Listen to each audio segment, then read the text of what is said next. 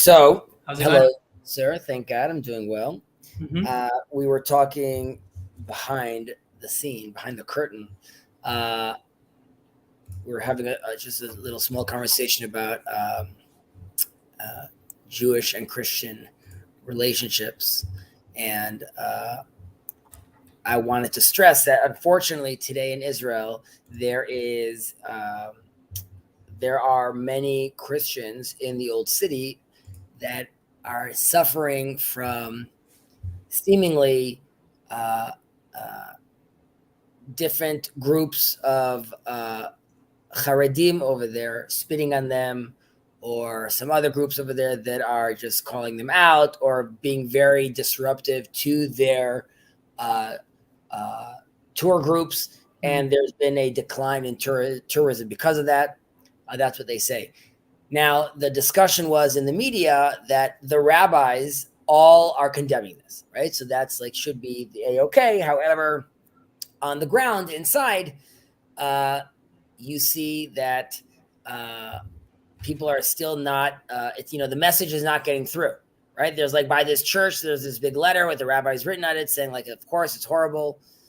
Uh, what I think the solution for this is more of highlighting more of the conversation, like Rabbi Jonathan Sachs, hmm who in one of his books, which was censored unfortunately, mentions how God speaks to different people in different languages, and to the Muslims through Islam and Muhammad, and through Christianity through to Christians through Christianity, and he was basically asked to get rid of that because of it could be controversial. However, there's many of these different rabbis over thousands of years that had these little controversial lines. Jacob loves quoting Maimonides, which is a fantastic quote of his, who also sees Christianity and Islam as the path makers for the Messiah, hmm which was also censored. And I'm not blaming the censors necessarily. Sometimes that was needed due to historical reasons, cultural reasons, what's going on over there. But either way, there should be a lot more of a loving and understanding conversation, similar to the type we have in this little corner. Yeah, I actually think they connect. I mean, your point about the rabbi and the rebel, like the rabbi and the people doing things out of their own kind of like volition, whatever is driving them, actually might connect to one of our missionaries. Oh, definitely about that you should be drinking his water, right? We said that you need to hmm be drinking it properly. You know what you're drinking. You know and I mean that has a lot to do with lekabel, and we said masira, right? hmm Clearly there isn't a kabbalah over here. They're not fully accepting and understanding what it is that's required from them. Unfortunately, this has ripples also politically in Israel right now. While I understand the frustration of the settlers that are being, let's say, attacked by seemingly Palestinian rioters. Having said that, doing something that almost is never done, but happened, this week, where they went into Arab towns and burnt businesses and burnt cars. Now, all the political spectrum came out against it, and the rabbis came out against it, but still in our Torah and in our extended text, we do have remnants of elements like that, where we're attacking, where we're destroying, where like we're seeing the one as the other, and you could say that rabbis, today they explain that that's like uh, that's not really the interpretation anymore, and that's not how we act. The question is that a lechatchila or a diavad? Like, are we hmm saying, like, yeah, we used to look at the one as the other, but not anymore, or God never wanted us to look at the other that way? And I always go back to the line when the Israelites need to come back, are on their way back into coming to Israel for the first time from the desert. They want to go through Edom, and Edom Right. says no, and God lets them know you got to respect him, because Edom Achicha, like, this guy is part of the game that's going on. right? God he's playing Dungeons and Dragons, and the Dragon Master is letting you know that you're only, you're a main character, and it's a really big deal. But there's a tavern, and there's elves, and there's dwarves, and like you gotta be. And I'm not trying to say like Arabs or dwarves. We could be the dwarves. It's all good. I'm just saying, we are the dwarves. We are the dwarves, exactly. So we are the dwarves in some respects. So yeah, there should be more peace and love, as they say. Cool. All right, so let's get cracking. Do we want to share? Yeah, there we go. And do you mind just extending it a bit? Perfect. Okay, where were we? We are we were at the 6th. We're at 6. Wait, what's 5? So 5 is Ben Yochanan. Okay, right. The house is going to be open. We discussed the whole conversation with the women, and we managed to pass out without being canceled. That also has to do with, I don't know how many people were watching, so it's all good. Okay, we're on to Mishnah 6 then. Okay. Yoshua Ben, you mind making it just a drop bigger? Yeah, of course. Nope, that's the wrong. How's that? That's perfect. Yoshua ben Prachya v'natai ha'arbeli kiblu mehem. Yoshua ben Prachya omer, עשה לך רב וקנה לך חבר, והווה דן את כל האדם לקו זכות. Joshua ben Prahia and Natai the Arbeliot received the oral tradition from them. Joshua ben Prahia used to say, appoint for thyself a teacher, rabbi in our case, and acquire for thyself a companion, and judge all men with the scale weighted in his favor. Okay. All right. So let's do some context again, right? So we are in the period of the zugot, right? We said we're in the pairs, and the pairs work together. And the pairs, this has to also do, like, you can no longer give someone the wisdom or the tradition alone. It fractured and requires two people, and in some way it's sort of like a requirement. You always want to have two different opinions or two different aspects dealing with the same idea. That's why you can get to a more full truth, and that repeats itself many times in all of Pirkei Avot, where you see like there's opinions and different takes on these things. And we also have that Yoshua ben. You also sing Yoshua ben Prachya and Natan Harbeli. This is different versions of din and ahava and love, right? We're saying we say asel harav uknel chaver. Asel harav would be more of din, justice, like be part of the system and accept authority. And knel chaver is more coming from, let's say, a love sort of perspective. Okay, but again, you're getting these two different aspects. Natai Harbeli. Harbeli is Mount Arbel, which is in the lower Galilee by Tiberias. And I think also the last few were also from up north, and that just also has to do with historical context. This is during the Hasmonean rule, which started in Judah and then made its way up north. So seemingly you could see here the union between the authority, the Judean kings, the Hasmonean kings, and the rabbis of the north. They are, we're seeing a lot of them. It's like sort of like the Starks. They're the north. And yeah, so that just puts us as far as that context goes. It's just interesting about Yoshua ben Prachya.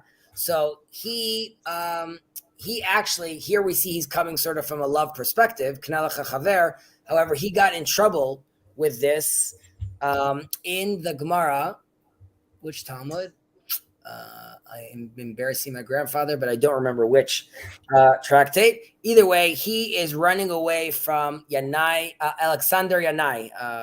Alexander Janus, he was one of the rulers at the time. He was more towards favor of the Tzdokim, and he was not so cool. He wasn't so down with the rabbis, and he was chasing the rabbis. And Yeshua ben Parchia flees to Egypt. Now in Egypt, he takes with him one of his students. His student is Jesus, and Jesus is with him, and they run together to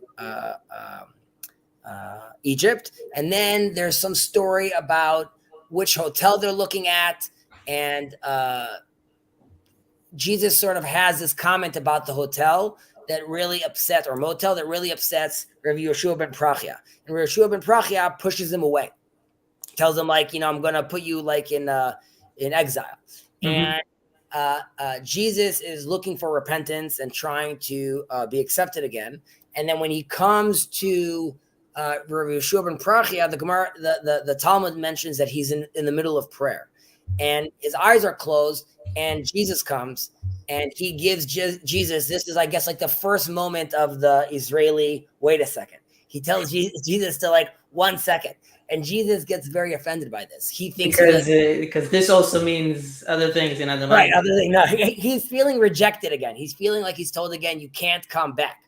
And because of that, he goes off and does his thing. And the Talmud pushes, criticizes Rabbi Yeshua ben Parchia about this, and said that, you pushed away with two hands. And some would say this is also the traumatic reaction that Jesus has to love, right? How Christianity is built on love, because his experience was he was not being loved. He wasn't being seen, and he was pushed away. Yeah. And like I was mentioning, that you have over here din and you have over here justice and ahava, because Nataya Harbeli also was the Av Beit Din at the time. As part of the Zugot, he also represented din. And in general, we say in Hebrew, we say Yad Yamin mekarevet, Yad Smol docha. The right hand embraces, the left hand pushes away. But the left hand is the weaker hand. So even when you push away, you don't want to push someone too far where you can't bring them back into the fold. So just a little context on Yeshua ben Parchia and the Jesus connection. Yeah, isn't there also a story? I'm definitely not trying to make comparisons, but that's just in terms of pushing people away. Isn't there a story with, like, the origin of Amalek, or his mother, like, wanted to convert, or some kind of like a nemesis of Israel? I think it was Amalek, maybe somebody else, and she wanted to convert or something, but she was not. You're saying right now is ringing a bell, but who is that? I don't think it's Amalek. Who wanted to be? That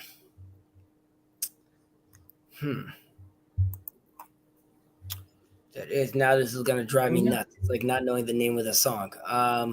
Is this Timna? Is that Timna? Is it Timna? And I see Rabbi Molos with us. Rabbi, if you have any comments or introductions, you could kick it. But Timna. I'm really. By the way, Dan says that Sota 47a is what you discussed, I think. What I discussed is Sota A? Okay.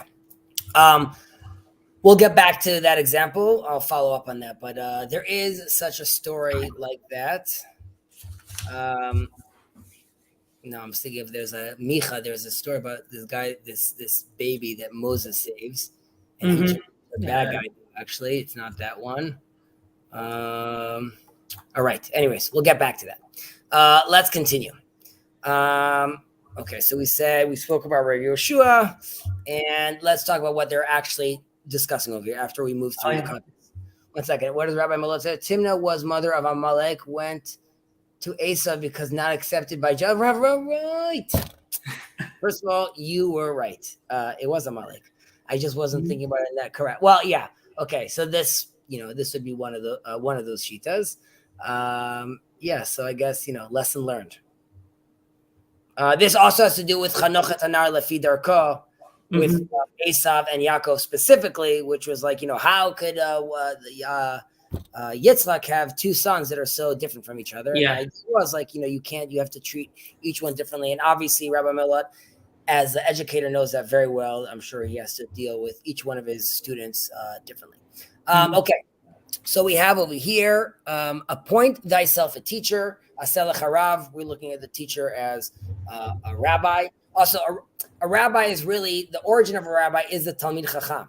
Unlike the philosopher that creates students, the Talmid Chacham is known because he is the student. It's not because he reaches like this level of Rav. He's a Talmid Chacham. He was an amazing student of someone else. And that's like what we're focusing on. It's really more about the student and less about the rabbi, but obviously the relationship as a whole is required. Okay, so there's different interpretations. What does that mean? Aselech harav, aside from like, open up your yellow pages and find a rabbi. So one is locating like a point of orientation, right? Like there's a lot going on over there. You need to find a certain rabbi. You need to find someone you're following. Obviously, there's the concept itself that you're following of like, the highest high, which is God. But you want to create a rabbi. You want to find a point of orientation.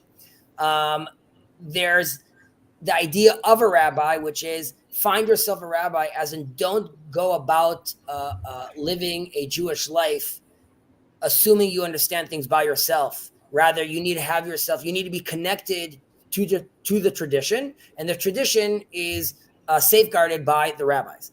Right. And that's why you have to make sure it's more of a, like, not a specific rabbi, but you make sure you're connected to the rabbis. And I think that's where that's the connection I wanted to draw, just to connect it to kind of what we discussed right at the beginning of like, you need to have that. And I was looking through some of the Hasidic kind of like commentaries on this, like how you need to connect that different, have a head and like understand your role, or not necessarily role, but your strength and weaknesses, and having a rabbi, that Talmid Chacham, that already knows a lot, somebody who can direct you. And how, if you don't have that, if you don't listen to, in that metaphor, the head, let's say, then you might end up doing things that are not good, like we discussed at the beginning. I agree. Even Chacham, I'm just, because Shlomo HaMelech were asked to be like, the wisest of all men. And there's a discussion there that he was even smarter than a deaf man, a fool, and a blind man, I think. And you'd be like, well, obvious. But the idea is that he learned from them as well. Mm-hmm. Right? He knew to draw wisdom from everywhere and really to orient oneself. Right. Okay. There are Aselech Harav. This also has to do with the idea still relating to the Zugot, which is later on that also doubles up when we look at Knel HaChaver, but the idea is also be in a partnership where you're learning with someone constantly. So aside from and there's different opinions whether it needs to be a rabbi that is greater than you or at the same level. Even some say that even if it's a rabbi that at a lower level than you, but just to make sure you have a rabbi, it less matters if he's like here to teach you more about like that you have that system. And then that would be like connected with making sure that you're constantly learning together and doing things together as well. I think there is an analogy that, like, as far as Knel HaCharav, also that relates to a field with many, many different trees. So like once you Knel HaCharav, once you acquire a rabbi, it's almost as if you acquired a field full of trees that you no longer need to go out and searching for sustenance and food. Rather, you could find it all in your local rabbi. And Wait, a rabbi. I just pause here because I had a question at this. So you said acquire. For a rabbi, it says do, like a se. For a friend, it says acquire. So were you meaning to say that, to give that analogy for a friend, as opposed to, because he said rabbi? No, I'm talking about a rabbi. The focus on acquire and connect. Well, let's move into that right now. Like, acquire yourself a friend. In Hebrew, connect would be like buy yourself a friend. Right. Yeah. It's like purchase yourself a friend. So first off, it starts. There's like a term kids use today called touch grass. I don't know if you've heard that before. Okay. Mm-hmm. Yeah. So Knel HaChaver is also, we had in the first Mishnayot, we had the individual, then we had the house, and now we're really going out there to society at this point. And the idea is like eventually you also need to go out there and like talk to other people and see other people and be part of like the greater world. So there's just as far as the idea of Knei Chaver, we should realize a few chapters in that we're being slowly like sort of pulled out right now into further circles, right? Like outside from starting just with us. And chaver also means like a real friend. It doesn't mean just like a buddy, but like, just some random guy, but a real close friendship. And then with regards to like why we're using the term Kaneh, acquire, because an investment like this, a relationship like this is like an investment. It requires a lot of your time, a lot of your effort, and you should look at it as if it's a purchase that you have to take seriously. And you're going to do your due diligence, and you're going to read, and you're going to look at the reviews, and you're going to save up the money to do it. So here too, with like a friendship, it's having those phone calls, picking up when he's texting, and you're like, I can't talk right now, but you got to do that. Going out there, being his shoulder to cry, and all those things require from you and acquire from you to do these things. And that is a real investment that you need to put in. And, this is very different than the like button, right? Or like, now I have a friend on Facebook. This is like a much larger commitment, which is like, you really need to commit to this person. Right, give of yourself, whether that's coins that used to, like, I mean, if it's a purchase, you give something off yourself. It's a slice of yourself. So we definitely know this with like a husband and wife, but also in a friendship, like those concessions, right, that we have, like they make the relationship stronger. Yeah. And the Torah using this terminology, the Mishnah using this terminology is trying to stress that point. Some also say that it's a friend that will push you to be better, right? So it's not only, yes, it has to be a real friend, and even that real friend needs to be the type of friend that is constantly pushing you to be doing like a better job. Yeah, I think that might come up again. I think that sounds familiar in the somewhere in the Pirkei Avot that it comes up again, that you need to push your friend. It does, and also the reverse happens as well, which we'll see also. Okay. The next parsha, exactly. Okay, good. Okay, so then we have the Havei Dan et kol adam lekav zchut, right? And judge all men with a scale weighted in his favor. So, first off, some look at all men over here in reference to the people we just spoke about previously, the rabbi and the friend. And you'd be like, well, what do you mean? It's the rabbi I selected for myself, and it's the best friend that we just said I made myself. Like, obviously, I'm going to look at them in favor. But many times that could be paradoxical, because we tend to put definitely in new relationships. I just made this rabbi and I just found this friend. I tend to put them on a pedestal, right? Like these guys are amazing. And then when they mess up, there's a part of me that's like very disappointed and upset about that. And the idea is like, no, like you should work even harder to make sure that you're looking at them favorably. Now, there's other interpretations of, why does it not just say v'havei dan et ha'adam lekav zchut, right? And judge man with the scale weighted in his favor. Why all men? So there's interpretations that it means all men means also Gentiles. And some say that it means all men even means yourself, right? Because you're going to be very self-critical about yourself. But even you, when you're looking at yourself, you have to see the good in you and realize that and some people say, that's the Amalek that's telling you that you can't do it. And you have to push back on that, like the internal Amalek, and say like, no, I can't do it. What I prefer the interpretation of all men, or kol ha'adam, which means all of you. So there's definitely going to be bad things you see. There's going to be bad things you definitely know about. However, if that's all you're looking at, if you're only looking at those bad things, then I could go to a list and be like, here are like the things that bother me about Ben. But am I going to look at the totality of Ben and all the good things he does? And then when I weigh those scales, most probably it's going to be for good. And it's important when we're looking at the other to take him in his totality and realize that we're judging him not by this one thing and not by this one action, by who he is fully. And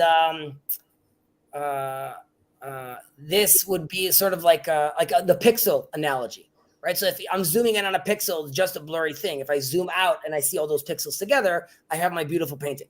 Wait, but does that mean that what if you zoom out and you do see some bad things, and even quantitatively there is more bad than good? Does that still mean that you shouldn't tilt the scale, like look at the good and the bad? Or so that is a fantastic question, and we're going to hit it in the next Mishnah. Okay, should we move naturally into the next one? Yeah, I mean, there's a exactly. There's a beautiful transition. Okay, so we have our boy. 1 second, we have a comment over here. Dan, Deuteronomy, you shall not brew justice, you shall not show for it, and you shall not take a bribe. For robbery blinds the eyes of the wise and perverts Yaslif Divrei Tzadikim, just words. Okay, so we also touch these things soon enough, Dan. Okay, so we have Natai Harbeli. So it's the same guy from the Mount Arbel or that area, and he's back. And he's telling us, he's giving us his thoughts right now. Harchek meshachen ra ve'al titchaber larasha ve'al titchaesh min ha-puranut. Natai the Arbelite used to say, keep a distance from an evil neighbor. Do not become attached to the wicked, and do not abandon faith in divine retribution. Okay, so a nice, short and sweet. So, and this will connect to what you were saying, but what if there is this evil person, right? So the bad neighbor is the neighbor. What is the bad? It's not someone that just like doesn't pay his taxes or has, let's say, a Trump/Biden 2024 thing on his thing, right? So that's not the bad neighbor. The bad neighbor is the neighbor that keeps on causing trouble. Everyone knows the bad neighbor. He just keeps on causing trouble in the neighborhood, and the requirement is that you either move away from him or keep away from him or stay away from him, because in the end you are where you live, and these will definitely affect you. If you're hanging out around these people all the time, you might even end up thinking that their behavior is normal, right? So it's quickly telling you to keep away from these people. There are some interpretations that say, even though I would say this is a stretch, harchek mishachen ra, which is, if you read it in Hebrew, you could say harchek mishachen ra. So keep evil away from your neighbor. So if you see evil making its way to your neighbor, protect your neighbor from that. But again, I think that's more of like it's more of a play on words, and I don't know if I see that interpretation here. Could you also read it harchek mishachen ra, meaning like the one who is away from a neighbor is evil, is bad? Or is that hamitrachek mishachen ra? Yeah, sure. Exactly. It's your fault in the end, right? We started with someone else, and now it's you. I wanted to it's interesting because I just to draw the connection between last week, at least here outside of Israel, last week's parasha about Korach, and how the Reubenites were the neighbors of this group of Levites. Correct me if I'm wrong, but the Reubenites were the neighbors. And that is one example of how the neighbors of this evil congregation that Korach led were duped into this rebellion because they were neighbors. The camps were close together. So that would be a perfect example of how, obviously every parent tells this to this kid, they're like, don't hang out with Jesse. He's a bad influence, right? Yeah. Okay. Hemshachnu? Yep. And we said, okay, harchek mishachen ra, ve'al titchaber larasha. Do not become attached to the wicked. Now, just the difference between keep a distance from the evil neighbor, do not become attached to the wicked. Keeping your distance from the neighbor is being framed as not the person that I'm buddy with. He's the neighbor. Don't be attached to the wicked, because that's sort of connected to the knelach hachaver. Because you can get attached to someone. You could get very close buddies with someone. So here it's talking about being one is being wary of like, the Jansons down there are crazy. They keep on poisoning the dogs. They keep on going nuts. Like they're just the bad neighbor, move away. Then there's the person that is the bad influence specifically, but not because like he's Hitler, just because like he could be like someone that you do feel close with, but might be someone that's problematic. And like, again, like it almost seems obvious. You'd be like, of course, stay away from evil. Great. Why is that like something I need to be told? The Gemara talks about Tov Kiddush Hashem al Chilul Hashem. And again, that seems like obvious, but there are interpretations that say that because in theory, you could say that the real high level is doing a Kiddush Hashem from a Chilul Hashem, right? Like finding something evil and from there, raising up the sparks, taking out the nitzotzot, bringing out the best. So right, that's okay. I was just reading about that, I think, with Rambam and thinking about like the Yetzer Kovesh et Yitzro. Ezu Gibor Kovesh et Yitzro. And you see that in theory, you might be inclined to be like, listen, I see that my neighbor over there is like problematic, but like I want to be able to help him. I see the good in him, right? So while that is something that one can do, you have to be tread very carefully. And they're saying, and like initially they're saying, don't even do it. Al titchaber l'rasha. Now you're into kiruv, you're into doing this, you're into doing that. Okay, we could talk about it, but like also then it has to be very measured when going about like an act like this. Okay, the al tichaesh mean ha puranut, right? Do not abandon faith in the divine retribution. So this also gets broken down. First of all, some people relate it back to the friend, as in don't despair. And this is why you need the friend. You need the friend to be able during these times to go to the friend and talk to him and have him be there for you.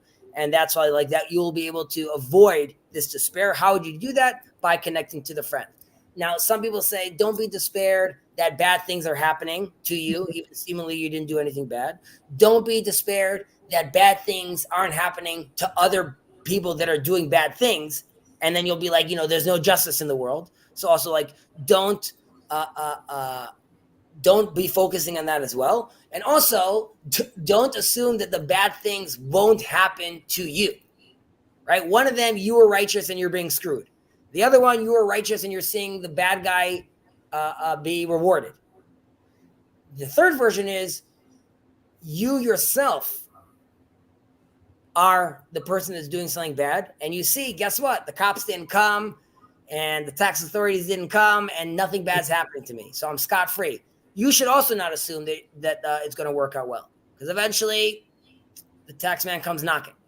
Right. So again, it's supposed to giving you sort of a frame of this is things that you can't expect, even if seemingly you got away from this. In the next chapter, we're going to be touching on, I think what you were alluding to about what do you do if you see someone that's actually wicked. Yeah. I'm curious if Dan, I don't know exactly what you're saying, but I'm curious. I don't know if Chezi. For Dan, it sounds like a real challenge to follow both Nita and JBP. Nita, I guess he's saying Nitaya Harbeli. I think some people say his name was Mati, maybe Matthew even. But what is he saying about Harchek Mashachen Rav? Yeah. So Dan, which JBP thing specifically are you talking about that is contradicting Nitaya Harbeli? Please share, and we'd love to discuss. One second. Where is the link? How do I put the link on this though? If people want to join, that is. 1 second.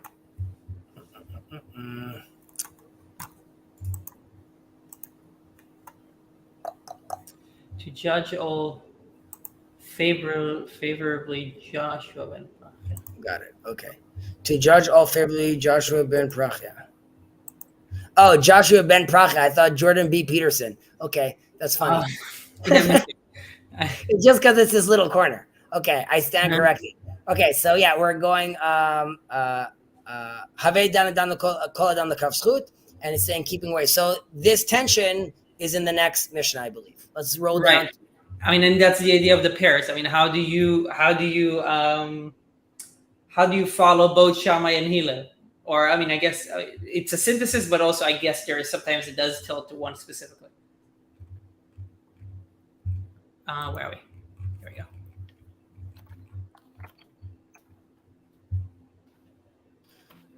go. Okay. We are in Yehuda ben Tabai v'Shimon ben Shatach. Kiblu mehem. Who? From the previous group. Yehuda ben Tabai omer, al ta'ash atzmecha ko'orchei hadinin. וכשיהיו בעלי דינין עומדים לפניך, יהיו בעיניך כרשעים. וכשנפטרים לפניך, יהיו בעיניך כזכאים.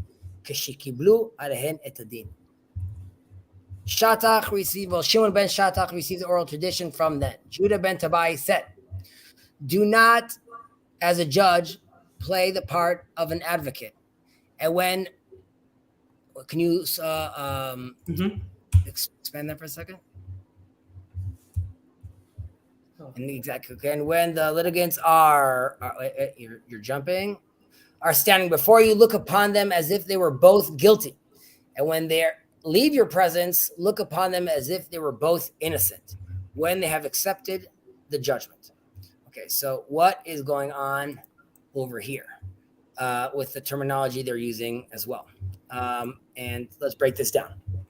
So first of all, they're telling us over here, this is like I don't know if this is the first bashing of lawyers, but you're seeing already here a bashing of lawyers, right? Don't be like here there in Hebrew it's ke'orchei din, and here they're saying is don't be like as a judge, don't be like the advocate. So again, pulling us back to historical points at that time in the Roman Empire, at least, there's a lot of games being played with justice and courts, and a lot of injustice happening. And the Torah is trying to stress the fact that you definitely should not be playing any of these legal games. You should be coming about this from a different. The Torah wants you to be playing very, very fair, and it doesn't want you. Some of the interpretation says it doesn't want. Well, one is be playing very fair, as in don't be like the other lawyers out there. Two is don't be like a legal counsel that gives people false hope. Okay, that goes to people and tells them that, listen, your case is looking pretty good, and then this person's like super excited about this, and then he ends up being like completely destroyed in the day of judgment. So you have to be very, very wary when you're going around telling these people. So one, it's either don't, like again we were saying, don't be playing these games with regards to justice, and the other is be very wary with giving people legal advice and not creating some sort of false hope, or on the other side, like causing despair, telling them they have no chance. So you have to be very wary about them as well. Specifically, I just mentioned specifically when they're coming to you as a judge, right? Like they could go to you as legal counsel, as someone that gives legal counsel to see what to do. But if you're the judge, you have to be very wary to going to someone and saying, this doesn't look good. This is very apropos because in Israel right now, in one of the famous cases against Bibi Netanyahu, the prime minister, many of these so-called crazy cases are falling apart, which is not making the legal system here look good. But you were seeing over there as well that the judges were talking in closed doors, so to speak, and told them that, this is not looking good. It doesn't look like there's any bribery over here. Mm-hmm. And you would say that's very bad because now that, no verdict was given yet, but that is already creating like a whole ripple effect because you gave your opinion when it was premature. So you have to be very, very careful from that. Then there's a crazy line over here, right? Which is, V'kshiyu ba'alei dinin omdim lefanecha, yu beinecha kereshaim. But when they're standing before you, you should see them as if they were guilty, right? So this is like the opposite of innocent until proven guilty. Or like we were just hearing right now from Havei Kol Adam L'Kav Zchut, right? Seeing how is this not happening in the system right now, right? Like we're just talking about how I need to see the best in people, and now we're saying in the system right now I need to be seeing the worst in people. Mm-hmm. So first, we have to split them between one is happening within a legal context system and one is happening on the day to day as you're walking around the world. Okay, so in that case, and we'll just expand on that for a second. There are different interpretations. Some people say, okay, if it's a regular dude, if it's a regular guy, then you need to assume that he is, if something happened that you're not sure if it's good or bad, what his intentions were, assume the better. If it's a righteous person, even though he did something that seemingly looks really bad, you must try to find the good in it. Right. Then the question, what do you do about the evil person? Maimonides comes and says to the evil person, even if he's doing something that seems good, assume that it's evil. However, we have in the more Hasidic world, we have something that I mentioned here in the past. Da sheyesh ladun kol adam lekav zchut. Like we said, you have to judge everyone in favor. Ve'afilu mishu rasha gamur, even someone that is purely wicked, tzarich lechapes ve'limtzo bo eze me'at tov. We have to search and try to find some kernel of good in him. Ki be'oto me'at eino rasha. In that kernel, he's not evil. Ve'al yedei ze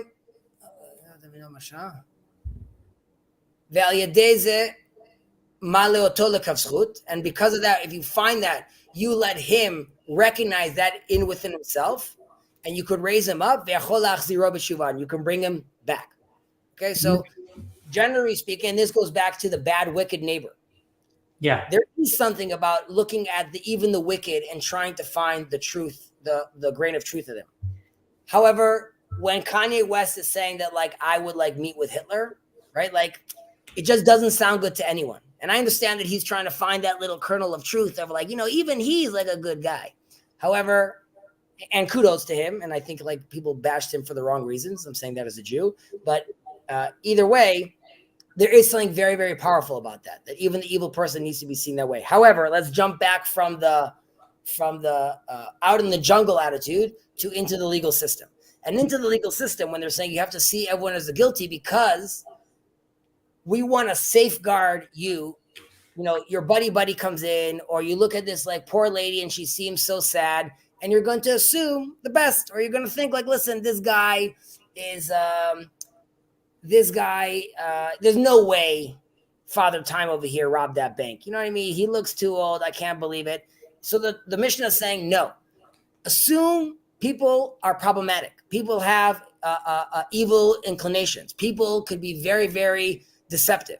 So we want you to have your fighting goggles on because you need to assume for this case, you need to be armed with the vision of assuming the worst in people.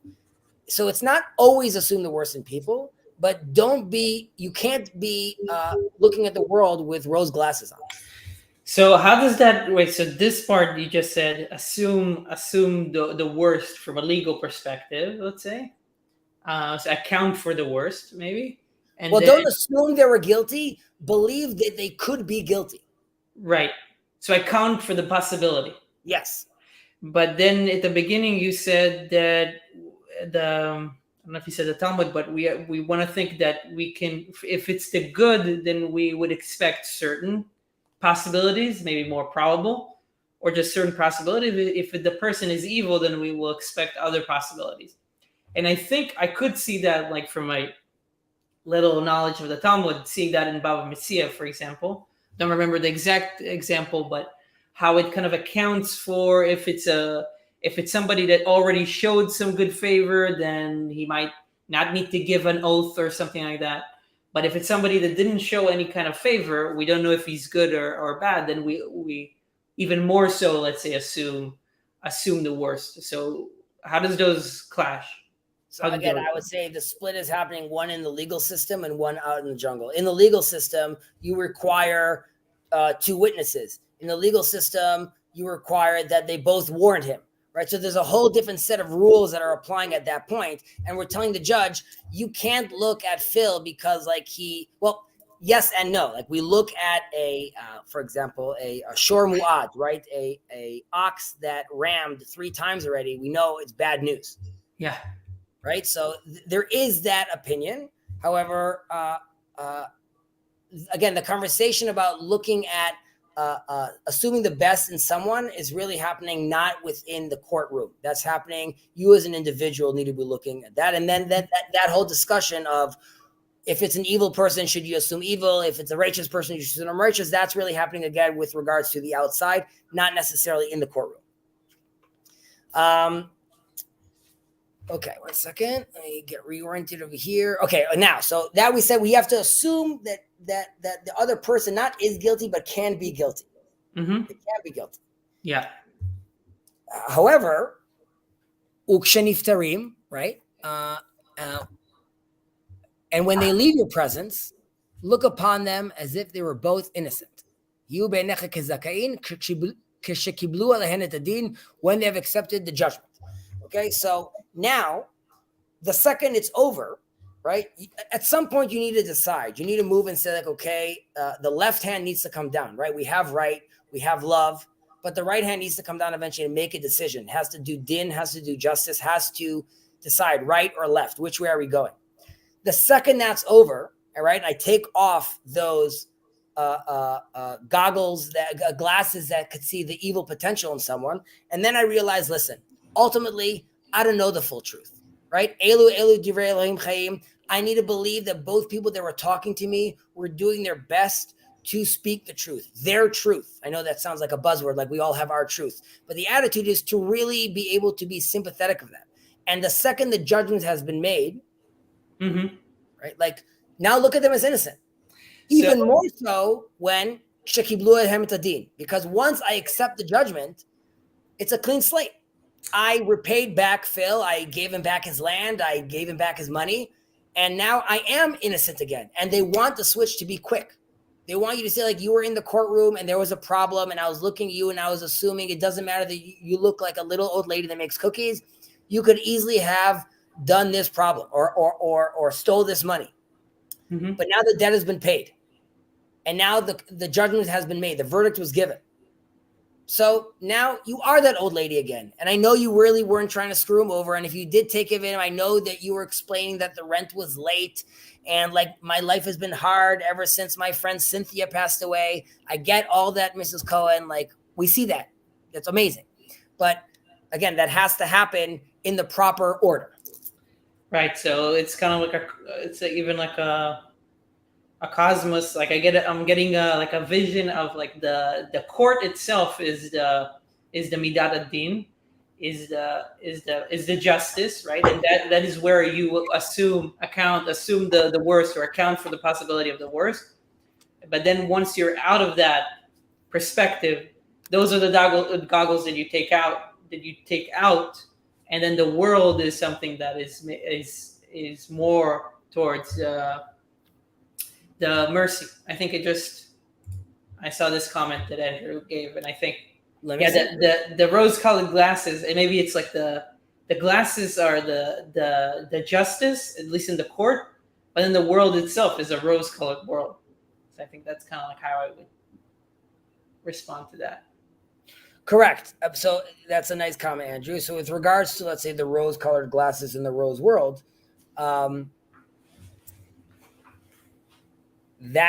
so we get into specifics. We're like, okay, but I'm looking at Jack the Ripper right now, right? Should I be looking like with rose glasses? And then the attitude would be like, no. Even if you see Jack the Ripper doing something seemingly good, so Maimonides will say, like, it's dangerous for you to have those looking at the world in those rose glasses at that point. You have to realize that I know it looks good, but it's most probably be bad, because you need to, at the end, use your senses and be aware that, like, the guy's very problematic. On the flip side, you have what we said, that in every evil person, you need to find the good. However, that relates to attaching yourself to the wicked and to that neighbor. Like, is this evil person in your midst when you're in this safe space, or are you in his lair where it's very difficult for you to get out? And then, like, it's going to be very difficult to try to pull that off.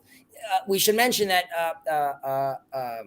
the rabbi over here, Ben Tabai, Judah Ben Tabai, he himself, again, it's one of the zugot with Shimon ben Shatach, and Shimon ben Shatach, Judah ben Tabai was once in his courtroom, an innocent man was sentenced to death, and ever since that point, he would never give verdicts without counseling first Shimon ben Shatach, knowing he has his approval. So this is also in the context of like why it's so important to be judging people properly and looking in the right way to not get to that place where you unfortunately kill an innocent person. It is known that in the Talmud they say that a lethal Beit Sanhedrin, a high court, would sentence someone to death once every 70 years. And they would have even if you admitted to everything and you said the witnesses were there and you said that you totally knew what you were doing, then they'll come and say, well, then you must be crazy. And you still don't have to, we still won't sentence you to death. So the specifically about the death penalty, the Torah and the rabbis really try to avoid going down that route. And even when it has to do with the lashes, the 40 minus 1, the 39 lashes, if someone would, let's say, soil himself during the lashes, they would just stop, because the attitude is not to embarrass you. The idea is to teach you, there's like a lesson being learned over here, but it's not to shame you. It's not to embarrass you. It's for you to allow yourself to repent. Yeah. I'm seeing another line over here now. What is this? So no criminal record is allowed for discriminating against a person who has previously stood in court, faced and accepted consequences for his actions. Yeah, I mean, in theory, correct. Once you're done, there's no criminal record. We need to be looking at you as a clean slate. Now, you could argue, again, like in the legal system, if we know that this guy was arrested 7 times, it's going to be silly for me. And the judge, when he has his judge hat on, or his wig, knows that he needs to be assuming that everyone could be doing this, right? He's looking at him in the guilty glasses, and he also knows that this guy's done this many, many times. So obviously that will carry some weight, which one has to take into consideration when he's doing that. Any other questions on this? Is there any? I know we covered this in the past, but it says, I think, Kiblumim, I guess it says received again here too, from the second. So here again, because they're the pair, the zugot could receive. Mm-hmm. They don't moser, as in they're not their rabbis didn't hand down, rather they gave, right? And well, it's more about they received, less about what their rabbis did. They fully received. Mm-hmm. So that means nothing was lost in translation, so to speak. But the only way nothing is lost, it's being held by 2 people, by the zugot, which represent 2 different versions, right? We said, let's say justice and love, or different aspects of the truth, which we ultimately see in the court system itself, right? We see when I'm a judge, I have this glasses on. When the verdict is done, I have that glasses on, because ultimately I realize even when I made the judgment, that was true. That was truth in a procedural sense, but not in the ultimate sense. And that's why the second that's done, I could look at you as if you were innocent again. Because I'm assuming that now as well. Okay. Want to move on to the next Mishnah? Yeah, I think we have time for one more Mishnah.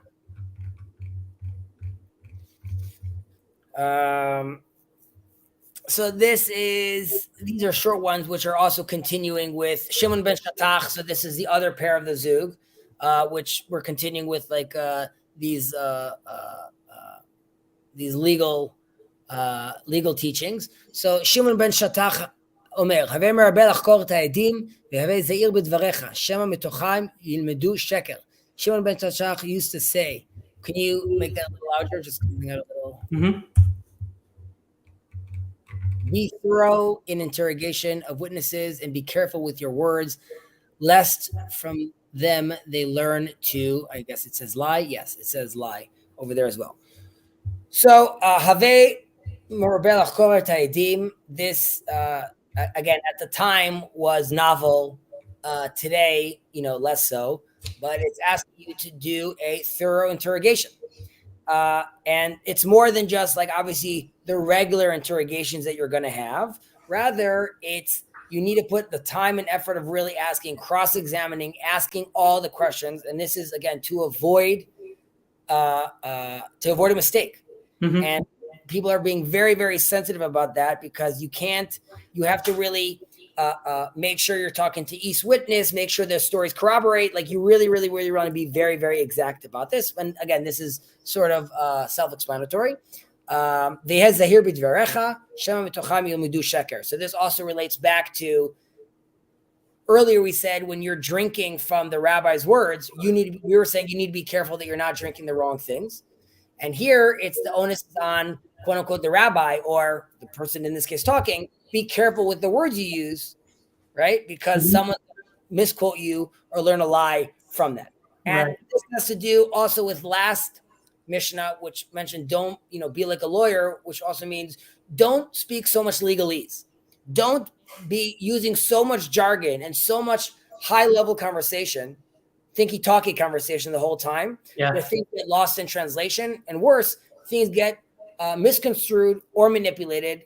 And that happens often. And you could see in a court system where they take one word and yes, that's the system we have today when you say it said this, but it didn't say that. So it must not be including this. You're risking playing like real games at that point. Now we could say in modern society, well, that's the system we have. So XYZ, the Torah is trying to push you into really, really making sure you're speaking properly and being extremely, extremely careful with the wording you're using. Yeah. So I'm curious also is there any opinion? So when I read that, it also sounded to me something like don't ask leading questions. So for example, so part of what I do as a job is I look for feedback from people, asking them about products that they use.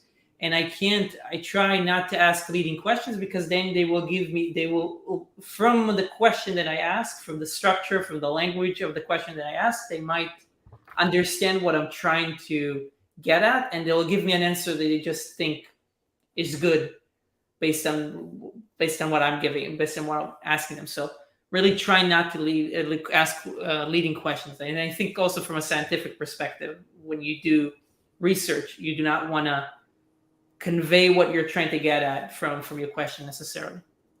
Right. So both relate in Dvarim, Deuteronomy. It has v'darashta v'chakarta v'sha'alta hitev. V'darashta, so you investigate it. V'darashta would be the exact termination of this. Well, you examined, you did your due diligence, and you did so very well. And this would be sort of what you're mentioning as well. So you need to. Well, I'm going to go back for a second and go to Marbel Achkor Ta'edim. There are interpretations that you want to be hitting the witnesses, even though the witnesses are not, they're not who we're after, so to speak, right? Mm-hmm. They're not the defendant. Having said that, you could still look at them like we just said in the last Mishnah. You could still look at them as if they were guilty. You could still have those goggles on saying like, even they could be lying right now. Even the witnesses could be lying. And that's why you want to be hitting them with, aside from discussing the details of the case, and you can see this today, like any good investigator, you're just going to also start asking random questions, right? You want to throw them off of, let's say, their set script. Yeah. And you want to shoot at them rapid fire questions to get them like sort of disoriented, to really make sure like there's nothing that's sort of orchestrated over here. And that relates to what you were mentioning, because you're asking all these questions and because you're just sort of asking even arbitrary things, you might be misconstrued. they might end up hearing something that you said because you were shooting rapid fire, because you were talking about the weather. So much information is being sputtered in the room. Then you might end up fumbling or saying something that you didn't mean to say as part of this investigation and ending up shooting yourself in the foot. So you need to be very careful about this. Cool. By the way, I see that Yosef made it. See, Yosef, thank you for making it at the end.